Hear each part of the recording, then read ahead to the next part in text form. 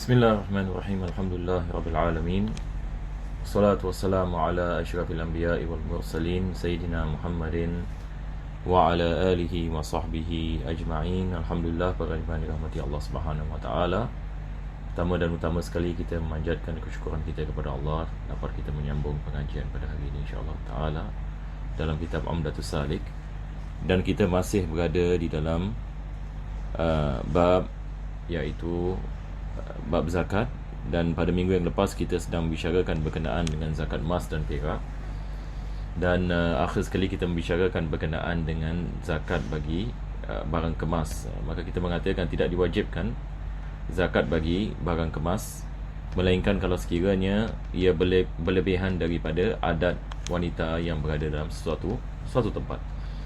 Tapi kalau sekiranya seorang itu membeli emas, ini kadar yang biasa yang dipakai oleh wanita-wanita di tempat tersebut, maka tidak diwajibkan zakat bagi barang kemas.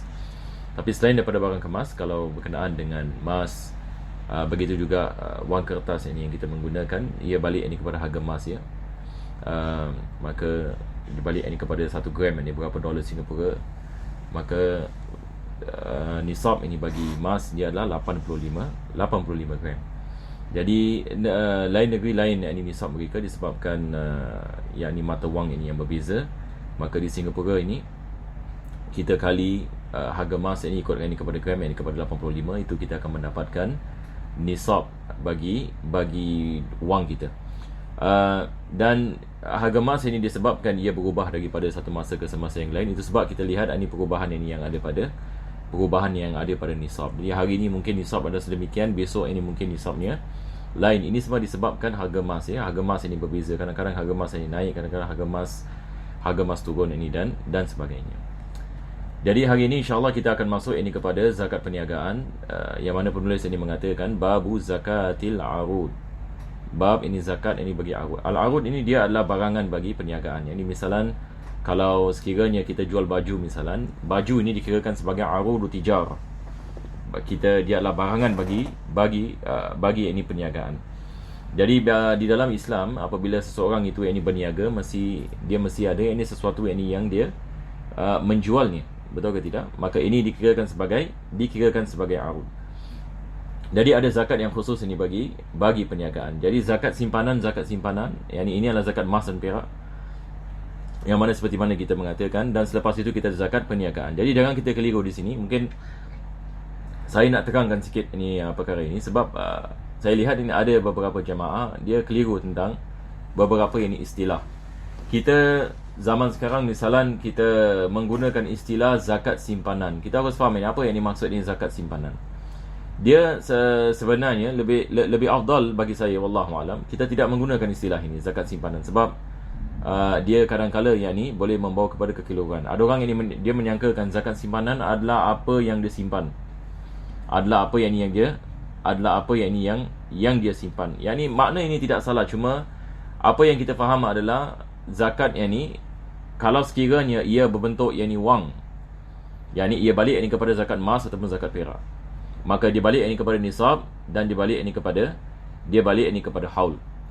Begitu juga berkenaan dengan zakat tanaman. Zakat tanaman yang ini dia berbeza dengan zakat ini emas ini dan perak. Dan tetapi dia juga yang ni simpanan seseorang ataupun harta seseorang. Nampak tak? Jadi kita harus ini membezakan zakat dalam segi wang, iaitu balik kepada emas dan perak, dan zakat ini bagi tanaman ini sebagai misal, dan zakat bagi perniagaan. Jadi kalau sekiranya seseorang itu misalan dia ada duit, dia ada wang dan dia ada perniagaan, maka di sini ada dua jenis zakat yang berbeza. Dua jenis zakat ini yang berbeza. Maka sekarang kita akan membicarakan tentang zakat, apakah yang dimaksudkan dengan zakat perniagaan, dan penulis ada memberikan misal. Maka beliau memulakan dengan mengatakan idza malaka 'ardan haulan wa kana qimatuhu fi akhiril hauli nisaban lazimathu zakatuhu. Ini adalah perkara yang pertama sekali, insya-Allah kita akan bahaskan perkara ini. Walaupun jumlah ini pendek, tetapi dia adalah sangat penting sekali untuk kita memahaminya. Penulis memulakan dengan apabila seseorang itu memiliki sesuatu barangan yang mana dia niat untuk melakukan perniagaan dengan barangan tersebut. Ini yang dimaksudkan dengan ard di sini. Ard yakni dia adalah mufrad, jamak ni adalah urud. iaitu barangan yang nak dilakukan perniagaan baginya. Yang ni misalnya adalah, misal kita ambil misal yang ni yang mudah ya. Yang ni satu orang yang ni misalan dia beli handphone. Dia beli handphone dan dia nak jual handphone. Dia nak jual handphone. Misalnya ni dia ada kedai handphone. Jadi dia beli yang ni handphone, yang ni mungkin yang ni 100 200 handphone ini sebagai misal. Dia membeli ni dengan harga cost price. Jadi dengan harga cost price. Maka apabila dia membelinya, maka dia telah memilikinya. Betul ke tidak? Apabila dia membelinya, dia telah memilikinya. Dan dia memilikinya dengan niat perniagaan. Maka di sini bermula haul. Di sini ini bermula haul. Jadi sebagai misal, dia membeli handphone misalnya. Dia membeli handphone yang ini 100 handphone yang ini pada 1 Muharram. Pada 1 Muharram. Yang ni tahun ini sebagai misal. Dan dia niat perniagaan. Maka bila yang ni haulnya bermula pada 1 Muharram. Sebab ini sekarang ini dia beli barangan dan dia niat perniagaan. Beza kalau sekiranya dia membeli barangan tapi tak niat perniagaan. Dia beli barangan untuk nak berikan hadiah kepada orang semua. Misalnya dia beli 100 handphone dan dia nak memberikan pada tiap-tiap anak yatim, ini misalnya 1 handphone sebagai misal. Ini tidak ada zakat. Ini kita tidak mengatakan perniagaan. Nampak tak? Maka ini setakat jual beli, dan selepas itu ini dia memilikinya. Ataupun satu orang yang ini misalnya, yang ini dia beli yang ini 100 handphone, dia mengatakan saya nak simpan kat rumah. Apa maksudnya? Yang ini maksudnya dia tidak niat berniaga. Afwan ni sekejap. Dia tidak niat berniaga. Ada zakat ke tidak ada zakat? Tidak ada zakat ya. Tidak ada zakat. Jadi apa yang penting di sini kita harus faham, pertama sekali adalah dia memiliki barangan tersebut. Bila dia memilikinya dan dia niat perniagaan. Baik, apa yang akan jadi? Di sini penulis yang mengatakan, kalau sekiranya dia niat ini sedemikian, dia memilikinya dan dia niat ini perniagaan, dan setelah sampai satu haul ini, di sini dia mengatakan di sini, idza malaka 'ardan haulan, dan setelah yang ini berlalu satu haul, ini maksudnya tadi kita memberikan misal yang ini Muharram, tahun yang ini Muharram ini yang tahun depan. Lagi satu perkara yang saya ingin ingatkan para jemaah sekalian, bila kita membicarakan tentang haul, kita membicarakan tentang kalender Islam ya, bukan yang ini, jangan sekali-kali kita menggunakan kalender yang ini solar kita. Ramai jemaah kita misalnya ni, kalau kita menanyakan misalnya bilakah haul awak memula, haul saya mula pada Januari tahun 2000 misalnya. Yang ini masalah ini. Januari yang ini tahun yang ini 2000. Haul ini dia kait mengait ini dengan kalender Islam. Jadi kita nak trace balik Januari yang ini tahun yang ini 2000, tahun 2000, yang ini tahun bulan berapa dalam bulan Islam. Daripada situ kita dapat tahu ini haulnya. Jadi supaya kita tidak berlaku percanggahan yang ini di sini. Jadi kita sentiasa balik kepada kalender Islam. Jadi tiap-tiap orang Islam mesti faham ini masalah ini. Jadi itu sebab saya menggunakan misal Muharram, saya tidak menggunakan Januari. Sebab ada perbezaan di antara bulan kalender solar dengan kalender lunar. Cuba bayangkan kalau dia membicarakan tahun 2000, Januari ini tahun 2000, maka sudah yakni bertukar apa kita mengatakan yakni haulnya. Sebab kita mengambil iktibar kalender Islam ini di sini. Hukum ahkam kesemuanya bersangkut paut dengan kalender Islam, bukan ini kalender Gregorian kita yang kita menggunakannya. Jadi ini juga perkara yang kita harus berwaspada. Wa idza malaka 'ardan haulan wa kana qimatuhu fi akhiril haul. Selepas itu penulis mengatakan akhir haul. Zakat perniagaan ini dia berbeza ya. Kita lihat ini kepada akhir haul. Kita tidak lihat ini kepada permulaan haul. Permulaan haul hatta kalau dia tak sampai kepada nisab, kita tidak ada mengambil iktibar. Tetap ini haulnya bermula. Apabila dia sampai kepada akhir haul, kalau dia sampai kepada nisab, yang ini misalnya kita memberikan misal ini dia beli 100 handphone. 100 handphone. Satu handphone $100 sebagai misal. 100 handphone $10,000. $10,000 tentu sekali ini sampai kepada nisab. Ini cost price.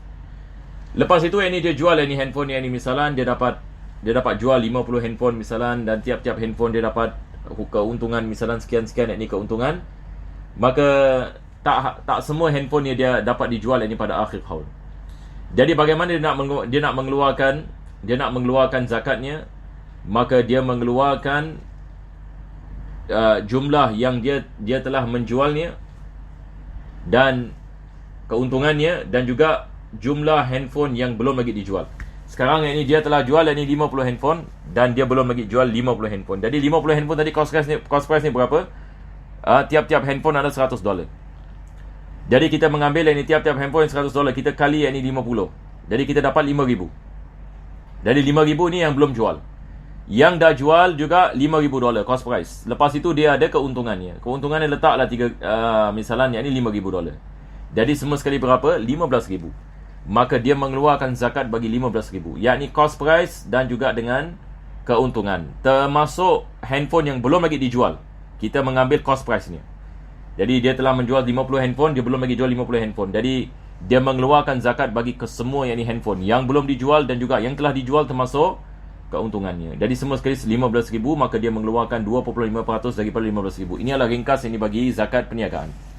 Jadi saya harap dengan misal ini insya-Allah yakni dia memberikan kepada kita ini kefahaman yang baik dalam yakni perkara ini. Jadi lagi sekali saya ingin mengingatkan, zakat ini yang dikenali sebagai zakat simpanan, zakat perniagaan dan zakat perniagaan. Kalau sekiranya kita, satu orang ini dia berniaga handphone, selepas itu dia ada duit, misalnya dia simpan duit misalnya kat bank ke ataupun kat bawah dekat rumah ni dan sebagainya, maka dia kena mengambil iktibar berapa banyak duit yang dia ada.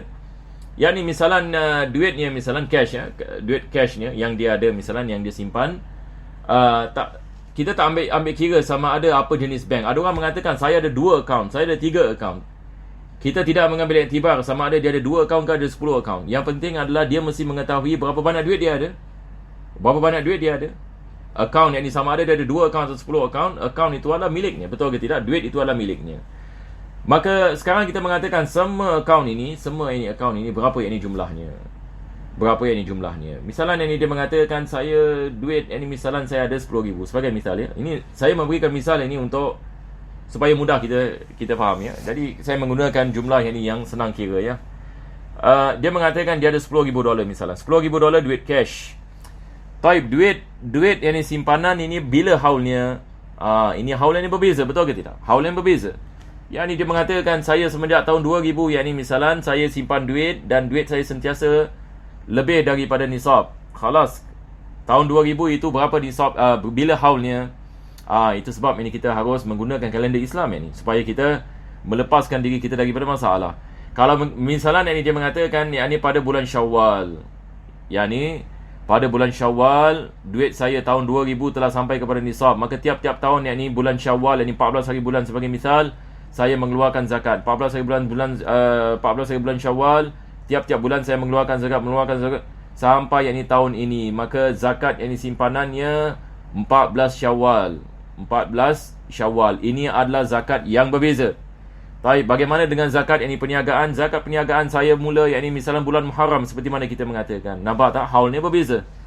Jadi saya membeli yang ni handphone yang ni pada tahun 2021 ini, yang ni bulan Muharram yang telah lepas, ataupun bulan Muharram tahun lepas ini misalan, saya membeli yang ni 100 yang ni handphone. Selepas itu tahun ini Muharram telah sampai ini kepada haul dan saya telah jual 50 seperti mana kita mengatakan, maka dia mengeluarkan zakat ini bagi 15,000 yang ni misal tadi ya.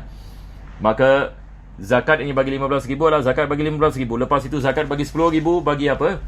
Yang ni bagi duit simpanan. Bila yang ni diwajibkan dia mengeluarkan yang ni bagi 14 Syawal.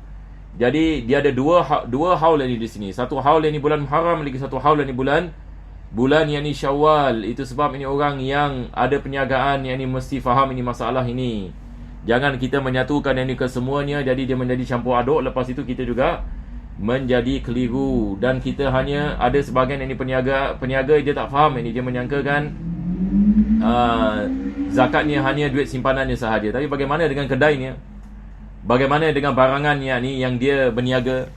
Dia nak kena mengambil iktibar. Dia bukan yang ni zakat, yang ni seorang peniaga hanya duit simpanan saja. Ini masalah besar. Mungkin ada orang menyangkakan dia dah keluarkan zakat, tapi sebenarnya ini selama dia melakukan perniagaan, dia belum lagi mengeluarkan sebahagian daripada zakatnya. Ini adalah kesilapan sebahagian yang ni orang yang melakukan perniagaan, yang tidak memahami yang ni masalah ini. Mereka mungkin menyangkakan mereka telah mengeluarkan zakat, tetapi hakikatnya ini mereka belum mengeluarkan zakat sepenuhnya. Kita tidak mengatakan mereka tidak mengeluarkan zakat langsung, Hatta kalau mereka mengeluarkan zakat, mungkin mereka menyangkakan zakat simpanan saja. Dia kira duit dia berbanyak dekat bank. Seperti mana ramai orang hari ini, dia datang ini ke masjid, dia mengatakan saya ada duit dalam bank sekian-sekian. Jadi dia mengeluarkan hanya duit dalam bank. Tapi bagaimana duit di rumahnya? Bagaimana cash yang dia simpan? Semua nak kena mengambil kira. Bagaimana dengan perniagaannya kalau sekiranya dia ada yang ini perniagaan? Bila haulnya? Dia masih mengetahui yang ini haul perniagaan bila. Kalau kita menanyakan kepada ni misalnya ini awak melakukan perniagaan bila ini haul awak? Saya pun tak tahu. Ya salam, ini bagaimana nak mengeluarkan zakat? Dan kita tidak boleh mengatakan tak apa saya campur ke semuanya yang ni. Macam mana ini kita nak kira? Kita nak campur yang ni ke semuanya. Sebab kita kena mengambil iktibar barangan perniagaan. Kita kalau jual baju yang ni misalnya, bukan saja masalah yang ni baju yang telah dijual, bagaimana baju yang belum dijual, kita harus mentakdirkan apa yang ni harganya. Jadi saya ingin membicarakan perkara-perkara seperti ini supaya kita dapat berfikir. Ini adalah daripada masalah yang berlaku dalam masyarakat kita. Jadi harus kita faham ini perkara ini dengan baik. Kalau ada orang menyangkakan bab zakat ini mudah, ini hanya kita ada nisab haul, ia bukan ini semudah ini itu. Kalau tak, ini ulama kita tidak mengarang kitab ini seperti ini kitab Umdah ini. Kita lihat ini bab zakat, ada beberapa perkara yang lain yang kita harus mengambil iktibar. Baik, sekarang ini kita pergi kepada yang seterusnya. Jadi berapa banyak dia kena keluarkan? Penulis mengatakan hiya rubu'ul usyur, yakni maksudnya 2.5%. 2.5%. Jadi tadi misal kita mengatakan zakat ini bagi jualan handphone tadi, dia beli 100 handphone, dia dapat jual 50 dalam 1 tahun, maka dia tiap-tiap handphone ini dia jual misalnya $150. $50 adalah keuntungannya, $100 cost price-nya. Maka apabila dia jual 50, maka berapa yang ni profit adalah 5,000, betul ke tidak? Selepas itu cost price-nya juga 5,000. Bagi 50 handphone. Lagi 50 handphone belum dijual. Juga kita mengambil iktibar. Sebab dia niat perniagaan bagi handphone 50 tadi. Jadi 50 handphone yang belum dijual harganya 5,000. 50 handphone yang telah dijual harganya 5,000 dan keuntungannya juga 5,000. Jadi 5,000 campur 5,000 campur 5,000. Berapa yang ni dia keluar? Dia keluarkan bagi 15,000. Jadi 2.5% daripada 15,000. Jadi kita boleh kira yang ni. Hanya beberapa ratus sahaja duit zakatnya. Selepas itu penulis ini mengatakan dengan 2 syarat. Ini tadi saya dah ringkaskan ini syaratnya, tapi kita lihat lagi sekali apa yang ini penulis ini mengatakan. Dia mengatakan bisyartaini. Diwajibkan dia mengeluarkan zakat perniagaan dengan 2 syarat. Yang pertama sekali adalah ayyam talikahu bi muawadah. Ini seperti mana tadi saya mengatakan itu. Sebab tadi saya memberikan misal satu orang beli handphone. Tapi kalau dia diberikan sebagai hadiah misalnya, dia diberikan ini sebagai hadiah, 100 handphone yang ini diberikan ini sebagai yang ini hadiah. Ini adalah situasi yang berbeza. Ini yang akan disebutkan ini oleh penulis ini nanti. Jadi yang pertama sekali adalah dia memilikinya dengan adanya transaksi. Yang ini seperti apa? Seperti dia membeli. Seperti yang ini dia membeli yang ini handphone tersebut. Ini yang pertama. Yang kedua adalah yanwiya hala tamalluki atijarah. Dia niat perniagaan. Jadi dia membeli barangan itu dan dia niat yang ini perniagaan.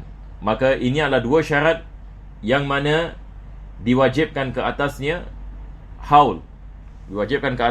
Apabila sampai kepada akhir haul, kita lihat sama ada wangnya sampai kepada perniagaannya sampai kepada nisab ataupun tidak. Ada sebagian orang misalan dia jual handphone. Kita memberikan misal handphone sekali lagi Dia jual handphone, tapi dia jual handphone sedikit saja.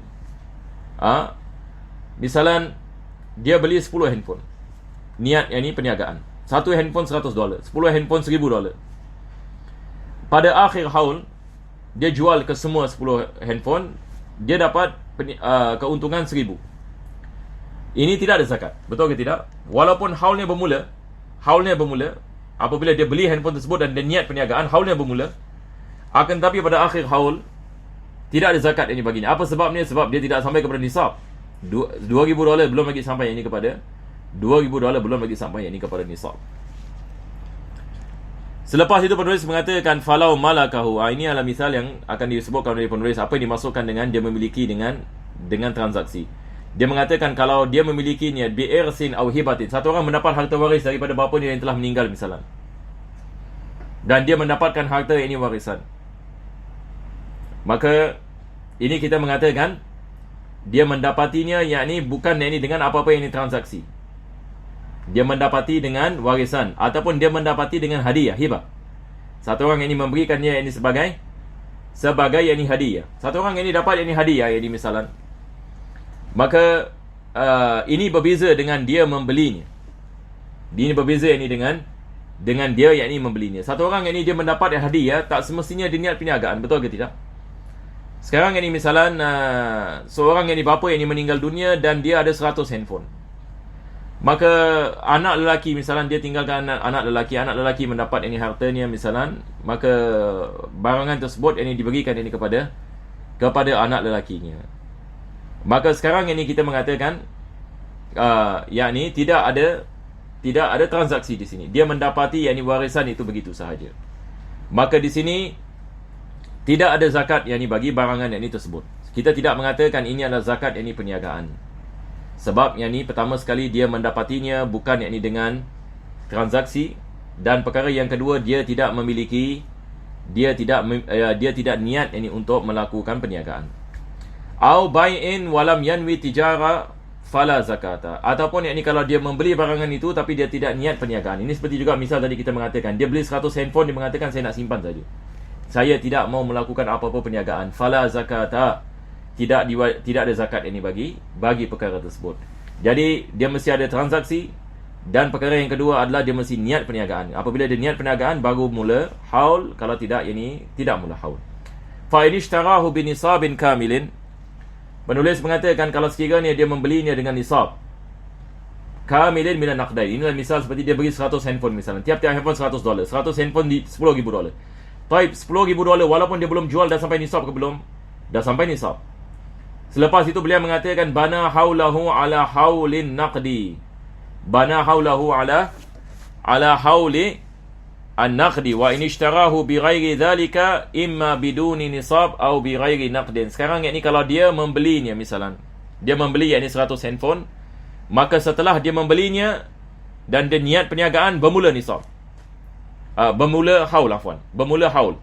Maka sekarang ini haulnya bermula ini dengan wang yang digunakan untuk membeli barangan itu.